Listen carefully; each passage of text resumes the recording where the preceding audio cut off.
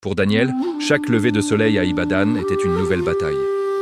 Le ventre de sa femme, Ruth, s'arrondissait, portant leur troisième enfant, un miracle qui ressemblait à une condamnation. Sans travail depuis des mois, chaque repas était une victoire précaire. La faim était une ombre constante dans leur petite maison, et le regard de ses enfants, un rappel silencieux de son échec.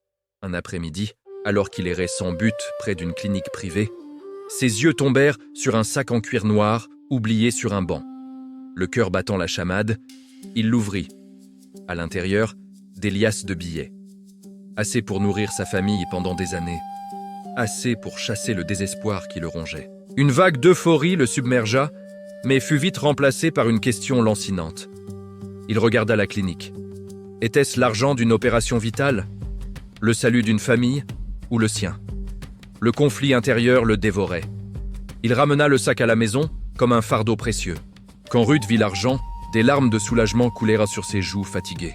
« C'est un don du ciel, Daniel, gardons-le. » Elle voyait la fin de leur souffrance. Mais Daniel, lui, ne voyait pas un don. Il voyait le visage d'un inconnu, peut-être aussi désespéré que lui, face à la perte de cet argent. La nuit fut un véritable champ de bataille dans son esprit. D'un côté, le cri de ses enfants affamés. De l'autre, la voix de sa conscience. Chaque heure qui passait était une torture. Mais au matin, avec le premier rayon de soleil, sa décision était prise. L'intégrité avait gagné. Il fouilla le sac à la recherche d'un indice et trouva une carte de visite au nom de Monsieur Eze, un entrepreneur bien connu de la ville. Le cœur serré, mais l'esprit en paix, il se rendit à l'adresse indiquée. C'était un immeuble de bureaux impressionnant.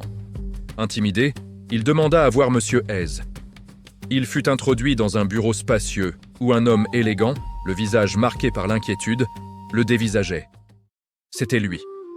Sans un mot, Daniel posa le sac sur la table en acajou.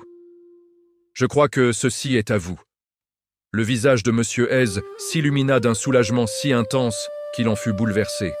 « Cet argent, c'était pour l'opération de ma fille. J'ai fait un gros investissement risqué récemment et je n'ai pas encore de cash. L'argent est là, mais il travaille ailleurs pour le moment. Ma fille doit se faire opérer demain. Je ne sais pas comment vous remercier. Je vous ai cherché partout. » Ses yeux se posèrent sur les vêtements usés de Daniel, sur son visage creusé par la fatigue. « Quelle est votre histoire ?» Daniel raconta tout, simplement, sans se plaindre. Sa recherche d'emploi, la grossesse de sa femme, la faim. Il ne cherchait ni pitié, ni récompense. Ému aux larmes par une telle honnêteté face à une telle épreuve, Monsieur Eze le regarda droit dans les yeux. Un homme qui peut résister à une telle tentation est un homme de confiance. J'ai une grande entreprise à gérer et c'est un homme comme vous que je cherche depuis des années. Ce jour-là, Monsieur Eze offrit à Daniel un poste de superviseur dans sa société. Le salaire effaçait d'un coup des années de misère. Il lui donna aussi une récompense si généreuse que Ruth put accoucher dans les meilleures conditions possibles, accueillant leur nouveau-né dans la joie et la sécurité.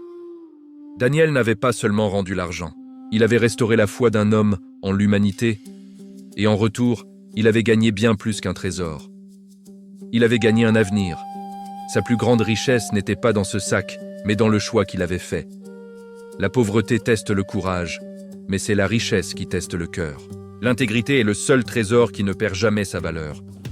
Souvenez-vous, les épreuves les plus sombres révèlent souvent notre plus belle lumière. Dieu n'oublie pas ses enfants. Merci d'avoir écouté et n'oubliez pas de vous abonner pour plus d'histoires qui inspirent.